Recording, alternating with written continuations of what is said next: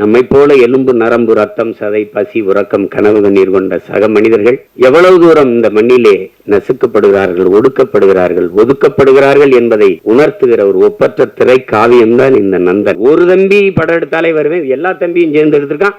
படத்தை சொதப்பி வச்சா போடான்னு திட்டிட்டு போவேன். நல்லா வேற எடுத்திருக்கான், ரொம்ப நல்லா வேற எடுத்திருக்கான். நந்தன் பாட்டு வெளியீட்டு விழா என்று இதை சொல்வதை விட பல நூறு ஆண்டுகளாக இந்த மண்ணின் மக்கள் பட்ட வலியை வெளியிடுகிற ஒரு விழாவாகத்தான் இதை பார்க்கணும். பாட்டு திறத்தாலே வையத்தை பாலித்திட வேண்டும் பெரும்பாவளன் பாரதி.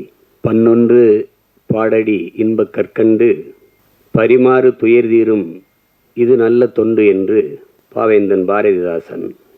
பாடும் பணியே பணியாய் அருள் தேடும் என்று சுந்தர அனுபூதி. இசை வடிவாய் நின்ற நாகியே என்று அபிராமிப்பட்டர். இவர்களெல்லாம் பாடி இந்த இசையால் உலகத்தின் எல்லா துயரங்களையும் போக்க முடியும், அளப்பெரிய இன்பத்தை அடைய முடியும், இசையால் இறைவனையே மயக்க முடியும், இறைவனையே காண முடியும் என்று எண்ணற்ற பெருமக்கள் தங்கள் பாக்களால் நிரூபித்திருக்கிறார்கள். ஆனால் இந்த இசை, நந்தன் வெளியிடுகிற இசை இறைவனை காண அல்ல, ஒரு நல்ல மனிதனை காண்பதற்கு, மானுடமுள்ள ஒரு மனிதனை காண்பதற்கு அவன் வெளியிடுகிற இசை. ஒளியை அடிப்படையாக வைத்து உருவாவதுதான் இசை. செவி வழியே சென்று இதயத்தை தடவி கேட்கும் உயிர்களெல்லாம் மயக்கி தன்வயப்படுத்துகிற ஒளியே இசை, அந்த ஓசையே இசை. ஆனால் நந்தன் வெளியிடுகிற இசை இதயத்தை தடவப்போவதில்லை, அது தட்டும், பேரளவில் அது தாக்கும். அதுதான் நந்தனுடைய இசை. காரணம், அந்த இசையை மீட்டுகிற வீணை அதன் நரம்புகள் கம்பிகளால் ஆனவை அல்ல, இரத்தமும் சதையும் உள்ள மானுடனின் நரம்பினால் பின்னப்பட்டவை.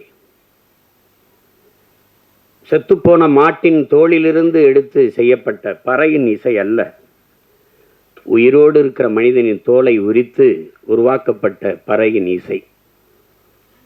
இது நாம் ஆடுவதற்கல்ல, அதிர்வதற்கு எழுப்பப்படுகிற இசை நந்தனின் இசை. நாம் கேட்டு சிலிப்பதற்கல்ல, சிந்திப்பதற்கு, நாம் ரசிப்பதற்கல்ல இந்த இசை, ஆழ்ந்து யோசிப்பதற்கு எழுப்பப்படுகிற இசைதான் என் தம்பி ரா சரவணன் உருவாக்கியிருக்கிற நந்தனின் இசை. அந்த இசையின் நாயகன் என் அன்பு இளவல் சிப்ரான் அவர்களுக்கும், என்னுடைய அன்பிற்கினிய கவிஞர் ரவி அவர்களுக்கும் என்னுடைய பாராட்டுக்கள். இங்கே படத்தை பார்த்தவர்களோட படத்தை பற்றி சொல்ல தயங்குகிறார்கள். என் தம்பி சரவணன்ட்ட கேட்டேன், கதை தெரிஞ்சிருமோ அப்படின்னு. கதை தெரிஞ்சாதான் படம் பார்க்கவே வருவாங்க. அது ஏதோ அதில் படத்தில் மறைவுர்கள், அதில் பேசுகிறதுல கூட மறைச்சி பேசுகிறாங்க. அது நீங்கள் போய் பாருங்கள் அப்படின்னு சொன்னாதான் பார்க்க வருவாங்க அவங்க. ஒரு சில படைப்புகள் தான் திரையரங்கை விட்டு வெளியில் போன பிறகு அந்த கதையும் கதைக்களமும் கதா மாந்தர்களும் நம் பின்னாடியே வருவார்கள், நம் கூடவே பல நாட்கள் இருப்பார்கள், நம் கண்ணை விட்டு நம் உணர்வை விட்டு அகல மறுப்பார்கள். அப்படிப்பட்ட ஒரு தாக்கத்தை ஏற்படுத்திய படைப்பு தான் என்னுடைய தம்பி ரா சரவணன் அவர்களுடைய படைப்பு நந்தன். பல நூறு ஆண்டுகளாக இந்த இனம் தூக்கி சுமந்து வருகிற வலியை திரை மொழியில் பதிவு செய்யப்பட்டிருக்கு. நந்தனை எரிக்கும் போது நந்தன் எப்படி கதறி அழுதிருப்பானோ அந்த கதறல் தான், அந்த கதறல்களின் சில சிதறல்கள் தான் இந்த திரைக்காவியம். இது இங்கே தம்பி சசி அவர்கள் சொல்லும்போது, இது ஆகச்சிறந்த ஒரு பதிப்பு. அது டப்புன்னு இந்த படத்தை பார்த்து அப்படி மறந்துட்டு கடந்தெல்லாம் போக முடியாது, அவ்வளவு ஒரு பதிப்பு. அது ஒவ்வொரு காட்சிகளும் அவ்வளவு கவனமாக பதியப்பட்டிருக்கு. அப்படிதான் நான் பார்க்குறேன். இங்கே பல நாட்கள் பார்க்கணும்னு அதை என் தம்பி சரவணன் வலியுறுத்தி நேரம் இல்லாமையால் ரொம்ப நேரம் நெருக்கடிக்கடியில் பார்த்தும் கூட அந்த படம் எவ்வளவு வேலைப்பளுவும் என்னை விட்டு நீங்காத அந்த காட்சிகள் என்னை அழித்து கொண்டிருக்கிறது. அவ்வளவு பெரிய தாக்கத்தை அந்த படம் தந்திருக்கு. இதில் படத்தின் மாந்தர்கள் குறிப்பாக என்னுடைய தம்பி சசி, அவன் நடித்த அயோத்தி படத்தை பார்த்து நான் பாராட்டினேன். என்னுடைய அருமை சகோதரர் ட்ரைடன் தியேட்டர் அந்த ரவிதான் தயாரித்திருந்தார். அது ஒரு சிறந்த படம். ஆனால் என் தம்பி சசியாகவே இருப்பான். அதில் அது கதாபாத்திரம் அவனை நகர்த்தும். ஆனால் இந்த கதையில், இந்த படத்தில் முதல் பதிவிலிருந்து சசியை நீங்கள் மறந்து விடுவீர்கள். சசி என்ற ஒரு நடிகன் நீங்கள் இதுவரை திரையில் பார்த்த அந்த கலைஞன் இல்லை. உண்மையிலேயே அது கூடுப்பானையாகவே வாழ்ந்திருப்பான். அப்படி ஒரு உடல் மொழி, அவனுடைய உரையாடல், உச்சரிப்பு அவ்வளவு அருமையான ஒரு வெளிப்பாடு. அதை எவ்வளவு பாராட்டினாலும் தகும். அதற்கு பிறகு அது புதிய அறிமுகமாக இருக்கிற சுருதி அவர்களினுடைய கதாபாத்திரம், அதனுடைய பங்களிப்பு, புதியவர் என்று யாரும் சொல்ல முடியாது திரையிலே. என்னுடைய தம்பி சமுத்திரக்கனி படத்தில் சிறிய நேரம் வந்தாலும் அதுதான் அது. இந்த சமூகம் ஒரு மானுடனை எப்படி பார்க்கணும், சக மனிதனை அப்படிங்கிறத அந்த கதாபாத்திரம் சொல்லுது. ரொம்ப ஆழமான கதாபாத்திரம். இந்த மொத்த திரைக்கதையை தூக்கி நிறுத்துகிற ஒரு ஒரு ஒரு ஒரு ஒரு கதாபாத்திரம் இருக்குது. அதை நடிச்சிருக்கிறவன் என் தம்பி பாலாஜி சக்திவேல். நானும் என் தம்பி சசியும் பேசிகிட்டு இருக்கும்போது, பாலாஜி என்னடா அப்படி நடிச்சிருக்கான் அப்படி. அவன் கதாபாத்திரம் மட்டும் மொத்த படத்தையும் தாங்கி நிற்று. ஒரே தூணில் ஒரு பெரிய கட்டடத்தை தாங்கி நின்னா அப்படியோ அப்படி நிற்கிது அந்த கதாபாத்திரம். அவ்வளவு சிறப்பாக அது செஞ்சுருக்கான். அது செஞ்சுருக்கான். அது சும்மா சொல்ல முடியாது. தம்பி ஜிப்ரான் அவர்களுடைய இசை, தம்பி சமுத்திரக்கனி குறிப்பிட்டது மாதிரி, ஒரு அழகான நிறைய பூக்களை வச்சு கோர்க்கிற போது ஒரு நார் தான் அதை தாங்கியிருக்கும். அது மாதிரி நிறைய காட்சிகள் அவருடைய இசையால் அப்படி அது அந்த அந்த தாக்கத்தை மிக அருமையாக பின்னணி இசையில் அவ்வளவு அருமையாக செஞ்சுருக்காரு. அதை ரொம்ப யோசிச்சு தான் முடிவெடுத்துருக்காங்க. ஜிப்ரான் தான் அது. ஏன்னா பின்னணி இசையில் ஒரு படத்தை தூக்கி நிறுத்துகிற ஆற்றல் ரொம்ப அரிதினும் அரிது. அது உலகத்திலே ஆகச்சிறந்த ஒரு இசை மேதை உண்டென்றால் அதற்கு நம்முடைய அப்பா இளையராஜா அவர்கள் தான். இன்றைக்கி அவருக்கு அடுத்து நிறைய இளவல்கள் வந்துட்டாங்க. இந்த மாதிரி அதை திரைக்கதையை இசையால் தூக்கி சுமந்து போகிற ஒரு ஆற்றல் மிக்க இளைஞன் தம்பி ஜிப்ரான் அவர்கள். அவருடைய படைப்பு, ஒளிப்பதிவாளர் சரண், கலை இயக்குநர்கள் எல்லாம் சிறப்பாக செய்திருக்கிறார். ஒரு அந்த புதிதாக நடித்திருக்கிற இப்போ இருக்கிறாங்க நிலா, சுதாகர், அவங்கெல்லாம் அதாவது தொழில்முறை நடிகர்கள் இல்லை. ஊரில் இருக்கிறவங்க இது ஒருத்தர் கூட ஒரு தவறாக ஒரு எப்படி சொல்கிறது முகபாவத்தை தந்திருக்க மாட்டாங்க. எல்லாம் உரிய அளவுக்கு, உரிய அளவில் பிரமிச்சிருவீங்க நீங்கள். இந்த மாதிரி நேர்த்தியான படங்கள் ரொம்ப நாளாச்சு. நம்முடைய வணக்கத்திற்குரிய ஐயா மகேந்திரன், என்னுடைய அப்பா பால்மேந்திரா, அப்பா பாரதி ராஜா, இவருடைய படங்களில் தான் அவ்வளோ பெரிய நேர்த்தி இருந்தது, அவ்வளோ ஒரு தாக்கம் இருந்தது. ஆனால் சில படங்கள் பொழுதை போக்கும். அதுக்கு வரியே நம்ம கேளிக்கை வரின்னு தான் விதிக்கிறோம். அது பொழுது போக்கும். ஏதாவது ஒரு அரிதிலும் அரிதான படங்கள் தான் பொழுதை நல்ல பொழுதாக ஆக்கும். இது ஆகச்சிறந்த பொழுதாக அந்த 2 மணி நேரம் 5 நிமிடத்தை சிறந்த பொழுதாக ஆக்குகிற ஒரு திரைக்காவியம்தான் நந்தன். அது என் தம்பி இதுக்கு முன்னாடி கத்துக்குட்டி இந்த உடன்பிறப்புலாம் எடுத்திருந்தாலும் கூட இந்த 3வது பதிப்பு மிக முத்தான பதிப்பு அப்படி தான் நான் பார்க்குறேன். அது திரையரங்கு படம் முடிச்சுட்டு நாங்கள் ரொம்ப அவசரமாக போனானால் நான் போகவே இல்லை. என்னுடைய மனைவியெல்லாம் அந்த கடைசி காட்சியிலேருந்து இப்படி திரும்பிக்கிட்டு அழுதுகிட்டு இருந்தாங்க. அது அவ்வளவு நெகிழ்ச்சியாக இருந்தது. அது அவங்களுக்கு இவங்கெல்லாம் சொல்ல பயப்படுவாங்க கதையை. நான் சொல்கிற கதை மிக ஆழமான கதை. தமிழ் நிலத்தில் மட்டும் இல்லை, இந்திய பெருநிலம் முழுமைக்கும் இன்றும் நம்மோடு இருக்கிற சக மனிதர்கள், நம்மை போல எலும்பு நரம்பு ரத்தம் சதை பசி உறக்கம் கனவு கண்ணீர் கொண்ட சக மனிதர்கள் எவ்வளவு தூரம் இந்த மண்ணிலே நசுக்கப்படுகிறார்கள், ஒடுக்கப்படுகிறார்கள், ஒதுக்கப்படுகிறார்கள் என்பதை உணர்த்துகிற ஒரு ஒப்பற்ற திரை காவியம்தான் இந்த நந்தன். நாட்டின் இன்னைக்கு பொருளாதார அடிப்படையில் இடஒதுக்கீடை நாம் பேசுகிறோம், நாம் வரவேற்கிறோம். ஆனால் இடஒதுக்கீடு ஏன் கொண்டு வரப்பட்டது அப்படிங்கிறத நீங்கள் அறிவார்ந்த என் உறவுகள், நீங்கள் சிந்திச்சு பார்க்கணும். சீமான் இந்த தெருவில் போகக்கூடாது என்றது ஏழை என்பதற்காக அல்ல. என் உடன் பிறந்தவர்களே, இந்த கோயிலில் நான் நுழையக்கூடாது என்பது நான் ஏழை என்பதற்காக அல்ல. இந்த குளத்தில் நான் குளிக்கக்கூடாது என்பது நான் ஏழை என்பதற்காக அல்ல.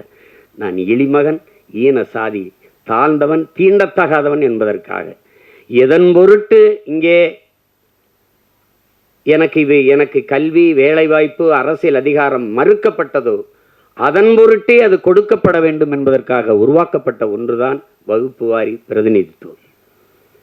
அதை நீங்கள் புரிஞ்சுக்கணும். ஏழை சீமான் நாளை அதானி அம்பானி ஆகிவிடலாம், பொருளாதார அளவுகோல் மாறிவிடும். ஆனால் இன்றைக்கு இழிமகன் சீமான் எந்த உயரத்திற்கு போனாலும் என் மீது சுமத்தப்பட்ட சாதிய இழிவு போக மறுக்கிறது.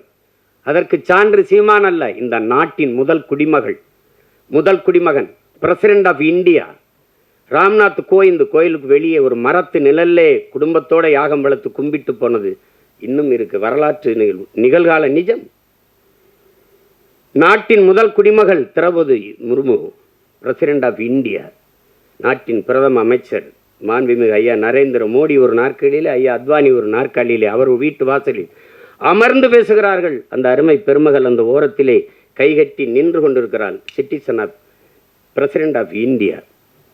இந்த நாட்டில் பெண்ணிய உரிமை பேசுகிறோம், பெண்களுக்கு இடஒதுக்கீடு பேசுகிறோம், சமத்துவம் பேசுகிறோம், சகோதரத்துவம் பேசுகிறோம், ஜனநாயகம் பேசுகிறோம்.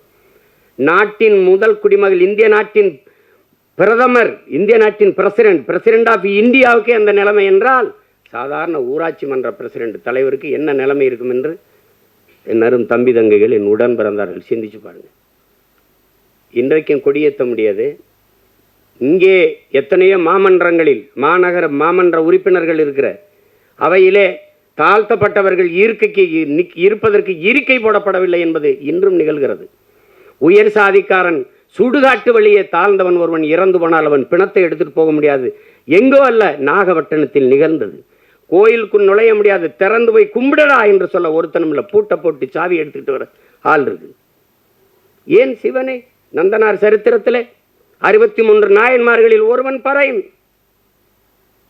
அவன் சிவன் பக்தன், எவனுக்கும் சற்றும் குறைவில்லாத பக்தன் நந்தன். எத்தனை 100 ஆண்டுகளாக அந்த வழி துரத்துகிறது. இன்றும் பல நந்தன்கள், பல ஆயிரம் நந்தன்கள்.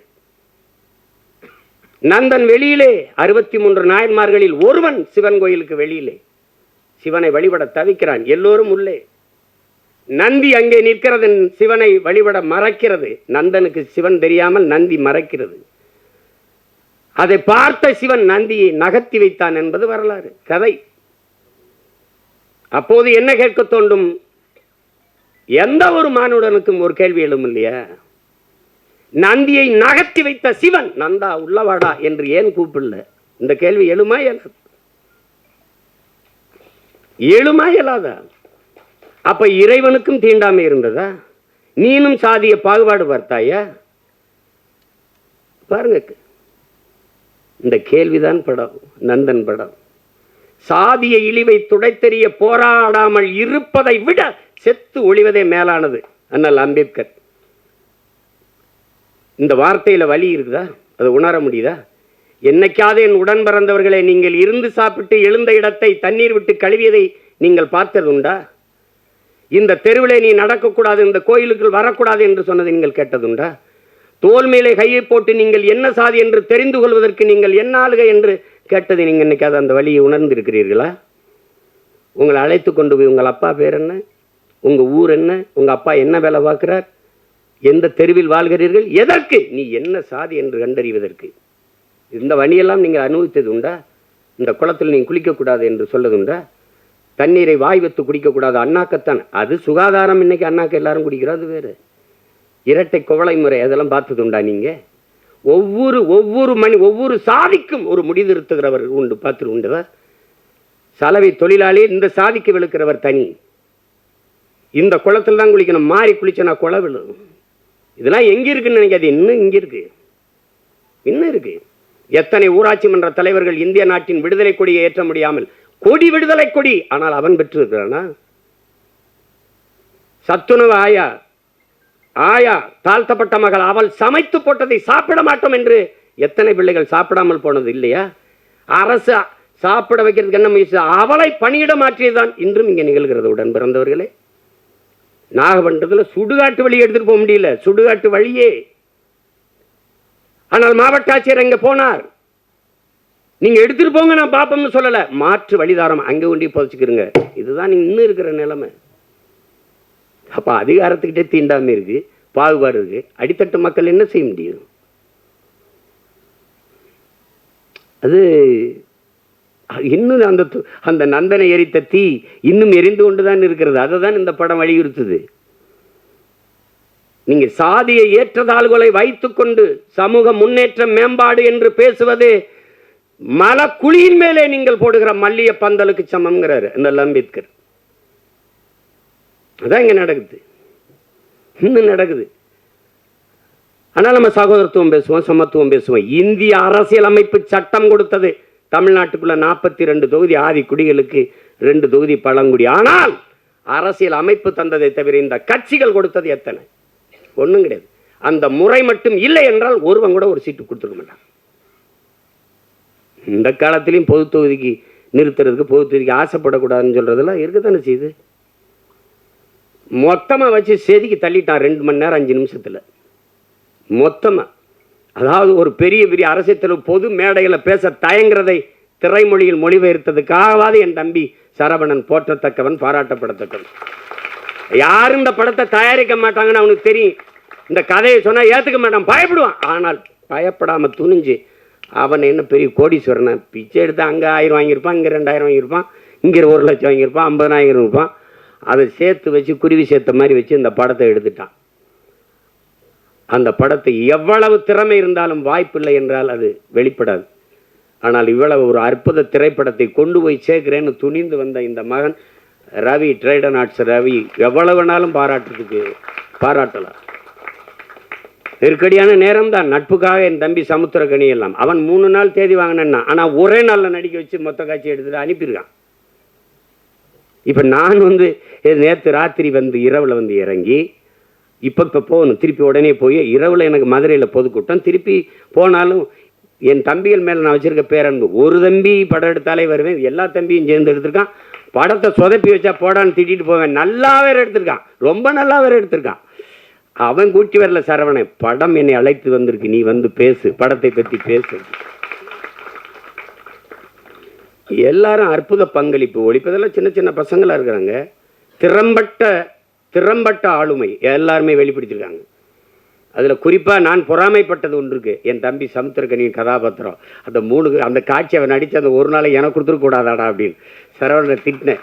சசிகிட்ட கூட சொல்லிட்டேன், அந்த கதாபாத்திரத்தை என்ன நடிக்க வச்சிருக்கலாம்லடா. ஏன்னா நான் தான் அவன், என்னுடைய கதாபாத்திரம் தான் கனி நடிச்சிருக்கான், அருமையா நடிச்சிருக்கான். அவன் அப்பப்போ அப்படி எங்கேயாவது அவன் போகிறான். இப்போ நான் எனக்கு ரொம்ப பொழுதுனா விஜய் சூப்பர் தான் பார்ப்பேன். என் மகன்கிட்ட வீட்டு திரை போடலாம்னா, அப்போ தெலுங்கு டப்பிங் படத்துக்குலாம் எதுக்குப்பா வீட்டு திரைன்னு கேட்குறான். அந்த மாதிரி பார்ப்பேன். அதில் எந்த படம் பார்த்தாலும் என் தம்பி இருக்கான். மகேஷ் பாபுவோட நடிக்கிறான், ரவி தேஜாவோட சண்டையை போடுறான், அங்கே பார்க்குற எல்லாரோட இருக்கான். நான் சொன்னேன், டே சசியை எப்போ எந்த படத்துலையும் இருக்கான்டாவன். அவங்க கேமரா இல்லாமல் கூட போனாலும் போவாங்க. இவருக்கு தம்பி கனி இல்லாமல் படப்பிடிக்க போக மாட்டாங்க இவருக்குடா. அந்த நேரத்துலையும் பார்த்தா இப்போ சொல்லிட்டு இருப்பான், காலையில் 6 மணிக்கு தூங்காமல் குளிச்சுட்டு வந்துருக்கான். அண்ணன் தூங்கிடுவா கொஞ்சம் நேரம் கேட்குறான். இப்போ திருப்பி அவன் தேனிக்கு போகணும், நான் மதுரைக்கு போகணும். அத்தனை ஓட்டங்களுக்கு இடையில ஒரு கொஞ்சம் நேரம் நில்லுங்கடான்னு இந்த படம் நிறுத்தி வச்சிருக்குன்னா அது காரணம் அந்த படத்தில் இருக்கிற தாக்கம்தான். நான் சும்மா சொல்ல, நல்லா இருக்குன்னா நல்லா இருக்கு, நல்லா இல்லைன்னா அப்புறம் போயிட்டு பேசிட்டா. என் தம்பி பொண்ணு பார்க்க போன கதை தான் சொல்லுவாங்கல்ல, நான் போயிட்டு வரட்டா அப்படின்னு. இன்னும் நீங்க இது எவ்வளவு காலத்தில் இருந்து இருக்குது பாருங்க. இன்னைக்கு நேற்று நம்மளை தொடரல. பிறப்பு ஒக்கும் எல்லா உயிருக்கும் என்று பாட வேண்டிய தேவை ஏன் வள்ளுவ பெருமகனாருக்கு வந்தது?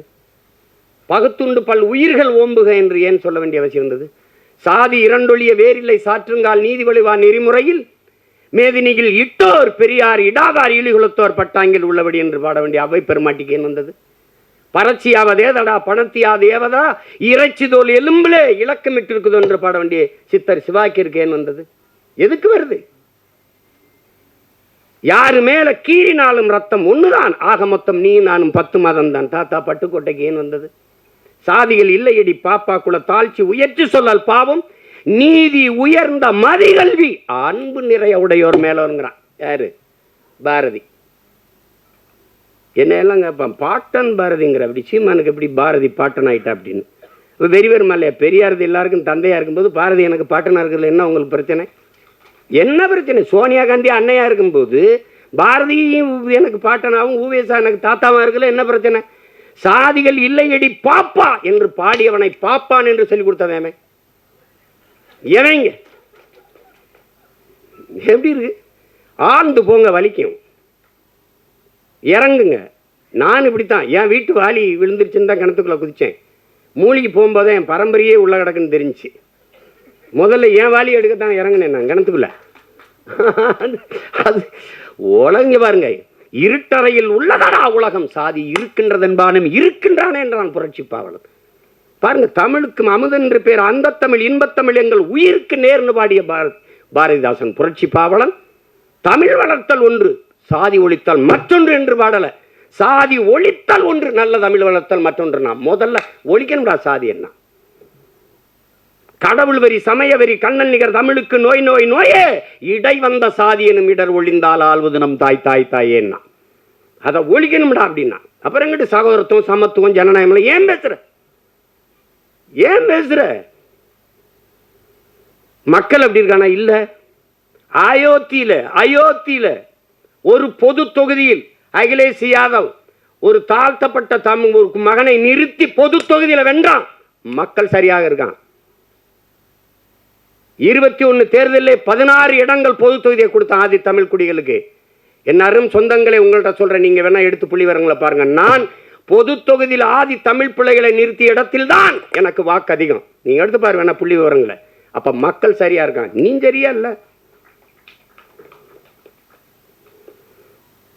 எல்லா வழியும் மொத்தமா ஒரு படம் பேசுதுன்னா அது நந்தன் பேசுது.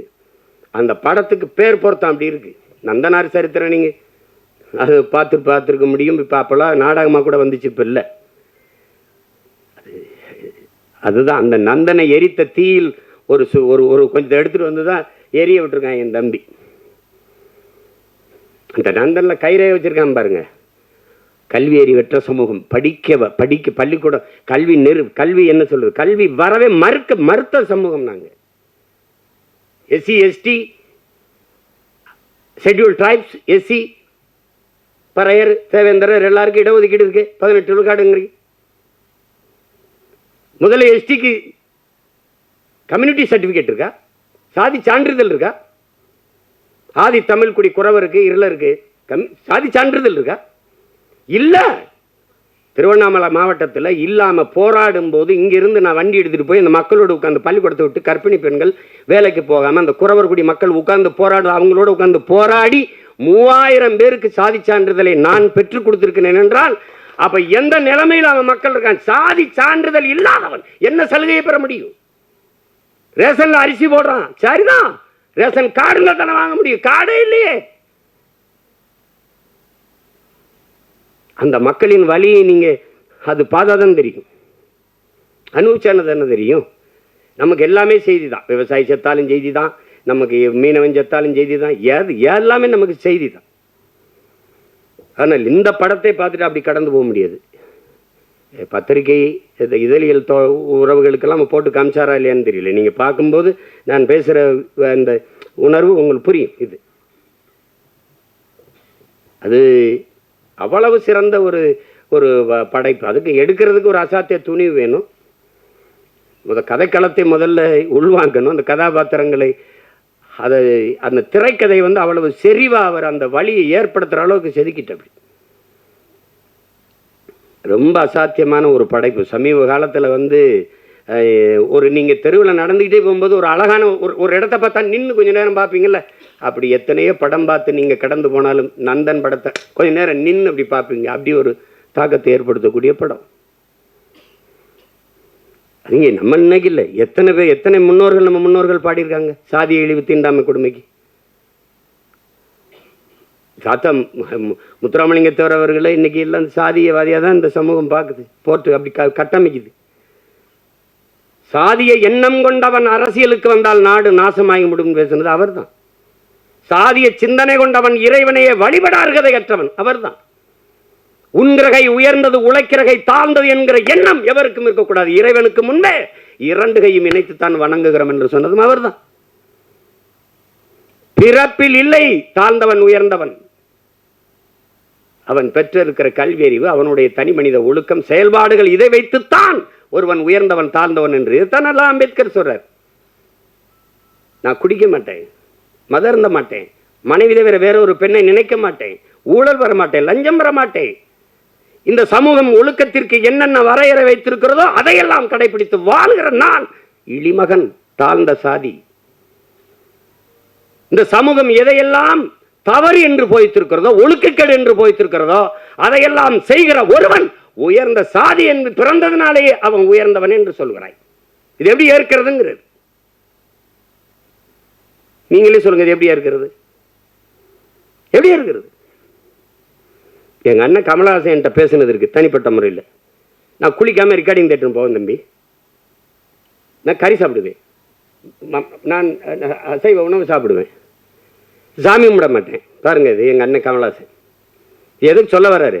ஆனால் இதில் எதையுமே செய்ய மாட்டார். ஐயா இளையராஜா சாமி கும்பிடுவார், கவிச்சு சாப்பிட மாட்டார், குளிச்சுட்டு தான் வருவார், எல்லாம் பண்ணுவார். அவர் பறையன், நான் ஐயன். புரியுதா? அந்த வேறுபாடு புரியுதா? சமூகம் எப்படி கட்டமைச்சிருக்கு பாருங்க. இப்போ யார் உயர்ந்தவர்? எது உயர்ந்தது? எதன் அடிப்படையில் நம்ம அதை பார்க்குறோம்? அதுதான் பிரச்சனை. ஒரு மனிதன் என்ன வழி இருந்தா பேசுற பாருங்க. ஒரு மனிதன் ஒரு வாழ்நாளில் 10,000 புத்தகங்கள் படிக்கணும். இது சீன பழமொழி. ஐயா இறையன்பு எழுதின 10,000 மைல் பயணத்தில் முதல்ல அதை எழுதியிருப்பார். 10,000 புத்தகங்கள் படிச்சிருக்கணும், 10,000 கிலோமீட்டர் பயணம் செஞ்சிருக்கணும். இது ஒரு மனிதனுடைய வாழ்நாளில். அது சீன பொன்மொழி, அதை எடுத்திருப்பார். 10,000 மைல் பயணம் புத்தகத்தை படிச்சீங்கன்னா முதல்ல இதை எழுதியிருப்பார். ஆனால் 64,000 புத்தகங்களை படித்த ஒருவன் இருக்கான் உலகத்தில். தனி மனிதன் நூலகம் தெற்காசிய கண்டத்திலேயே பெரிய நூலகமாக இருந்தது ஒருத்தனுடையதுதான். அவன் ஜமீனும் இல்லை, திவானும் இல்லை, அவன் அமைச்சர் பெரிய கோடீஸ்வரனும் இல்லை. அப்படி புத்தகங்களாக வாங்கி சேர்க்க. அவன் நகையை வாங்கி சேர்த்தான், காரை வாங்கி சேர்த்தான், சொத்தை வாங்கி சேர்த்தான். ஒருத்தன் புத்தகத்தமாக சேர்த்துருக்கான். படுக்கிற இடம் கூட தான் படிக்கிற இடத்துக்கு பக்கத்தில் இருக்கணும். நூலகத்துக்கு அருகிலேயே அறை எடுத்து தங்கியவன். உலகத்தின் தலை சிறந்த கல்வியாளன் சிலையை திறக்கப் போகிறோம் என்று ஆஸ்திரேலிய பிரதமர் போய் சிலையை திறக்கிறார். ஒரு சிவப்பு பட்டு துணியிலே போர்த்தி இருக்கிறது. அது திறக்கிறாங்க, மார்பளவு சிலை. திறந்தால் அறிவாசான் அண்ணல் அம்பேத்கருடைய சிலை. என் அருமை பெருமக்களே, அந்த பேரறிஞன் சொல்லுகிறான், அவன் பட்ட வழியில் இருந்து அவன் மொழி வருகிறது. ஆடு குளித்து செல்கிறது இந்த குளத்திலே, மாடு குளித்து செல்கிறது சக மனிதன். நான் குளித்து வெளியேறக்கூடாதா? அந்த வழியை நீங்க புரிஞ்சுக்கிட்டீங்கன்னா இந்த படம் உங்களுக்கு ரொம்ப பிடிக்கும். இந்த வழியின் மொழிதான் நந்தன்கிற திரைக்காவியம். வழி இருந்தால் படத்தோட பொருந்திருவியே, அது உங்களை பாதிக்கும். இல்லை என்றால் இந்த படம் போதிக்கும். ஆனால் எப்படியாவது இந்த படம் உங்களை செய்யும். படைப்பு என்பது என்ன? என் உடன் பிறந்தவர்களே, ஒரு கல்லூரி வாசலில் ஒரு கல் இருக்குது, பெரிய கல். அவன் என்ன சொல்கிறான், இதை எடுக்கணும், என்னடா பண்ணலாம் அப்படின்னு. அடித்து நொறுக்கி பூமிக்குள்ள புதைச்சிடலாம் ஒரு மாணவன். அதை எழுதிட்டு இது என்ன செய்யலாம்னு சொல்லுங்கடான்னா ஒருத்தன் எழுதிட்டு வரான். அடித்து நொறுக்கி சின்ன சின்ன கற்களாக வச்சு பூமிக்குள்ள புதைச்சி விட்டுறலாம் ஒருத்தன் இதை உடச்சி 2ஆ போட்டு படிக்கல்லாம் போட்டு எல்லாம் நடந்து போகலாம். அது எப்படி ஒருத்தன் எழுதுறான், அது தேவையற்ற பகுதியை நீக்கிடலாம். சரி நீக்கு பார்ப்போம்னா, தேவையற்ற பகுதியை நீக்கினா அழகான சிலையாக இருக்குது, அதை பார்த்து எல்லாரும் ரசிக்கிறான். இதுதான் படைப்பு. இது தேவையற்றதை நீக்கிறதுக்கான பெரிய முயற்சி தான் நந்தனுங்கிற ஒரு அழகிய கலைப்படைப்பு. அதை புரிஞ்சு கலைப்படைப்பு அதுதான். அதை என் தம்பி ஆள் ஒல்லியா இருக்கான், உளி மாதிரி இருக்கான்னா, செதுக்கி இருக்கான். உளியே சிற்பியாக இருந்து செதுக்கிய படம் தான் திரைக்காவியம் தான் இந்த நந்தன். எவ்வளவு வேணாலும் நீங்கள் விட்டீங்கன்னா, நான் எனக்கு விண்ணூர்திக்கு நேரம் இருந்ததுன்னா பேசிகிட்டே இருப்பேன்.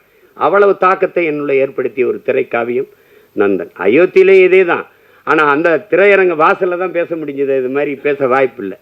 இப்போ நிறைய கதையை சொல்லிட்டேன்னா அது இந்த வெளியிடுறவர் என் தம்பி ரவி கோச்சால் கோச்சுக்காரு. வெற்றி விழாவில் ஒரு தடவை வெற்றி 50 நாள் ஓடி வரும்போது விழா எடுத்துரு மறுபடியும் மிச்சத்தை பேசுவோம். ஒரு சிறந்த படைப்பு, ஆகச்சிறந்த படைப்பு. அருமை இளவல்கள் எல்லோரும் இணைந்து ஒப்பற்ற ஒரு திரைக்காவியத்தை தந்திருக்கிறார்கள். இன்றும் நம்மோடு வாழ்ந்திருக்கிற சக மனிதர்களின் வழி, அதை திரையில் மொழிபெயர்த்த என்னுடைய தம்பி சரவணனுக்கு என்னுடைய அன்பு நிறைந்த வாழ்த்துக்கள், பாராட்டுக்கள். எவ்வளவு வேணாலும் சொல்லலாம். அவனோடு உடனிருந்த ஒத்துழைத்த ஒவ்வொரு திரைக்கலைஞர்களுக்கும் என்னுடைய அன்பும் வாழ்த்துக்களும். இங்கே இந்த செய்தியை எடுத்துக்கொண்டு போய் நீங்கள் எப்போவுமே நல்ல ஒன்றை பாராட்டி இருக்கிறீர்கள். இது ஒரு சிறந்த படைப்பு, கொண்டு போய் சேர்த்து இந்த படத்தை வெற்றி பெற செய்யுங்கள். எளிய கலைஞர்கள், இளைய கலைஞர்கள் சேர்ந்து உருவாக்கிய ஈடு இணையற்ற ஒரு திரைக்காவியம். இது வெற்றியடையட்டும். இன்னும் பல சிறந்த திரைப்படங்கள் நமக்கு உருவாகட்டும். அது இது ஒரு இது இது ஒரு ஒரு புரட்சி என்பது புரட்சி பகத்சிங்கிட்ட போய் புரட்சினா என்ன? புரட்சி என்பது ரத்தம் சிந்தும் வன்முறையாகத்தான் இருக்க வேண்டும் என்பது அல்ல. அது துப்பாக்கி தோட்டாக்களை தொழுவதும் அல்ல. அப்ப எதுதான் பகத்சிங் புரட்சி? வெளிப்படையாகவே அநீதிகளால் கட்டமைக்கப்பட்ட சமூகத்தை தகர்த்து முற்றுமுழுதாக புதிய ஒரு சமூகத்தை படைப்பதுதான் புரட்சிங்கிறான். அப்படி ஒரு புதிய ஒரு சமூகத்தை படைப்பதற்கான முயற்சி தான் நந்தன் படம் ஏற்படுத்த போகிற புரட்சி. புரட்சி என்பது ஒவ்வொரு மனிதனின் காலுக்கு கீழே காத்து கிடக்கிறது காய்ந்த சருகுகளாக, ஒரு தீக்குச்சியின் உரசலுக்காக. அந்த தீக்குச்சி தான் நந்தன் பற்ற வைத்து போடுகிற தீக்குச்சி. அன்பிற்குரியவர்களை, புரட்சி தீ பற்றி எரியட்டும். மாற்றம் என்பது மானுட தத்துவம். மாறாது என்ற சொல்லை தவிர மற்றவை அனைத்தும் மாறிவிடும். மாறுவோம், மாற்றுவோம்.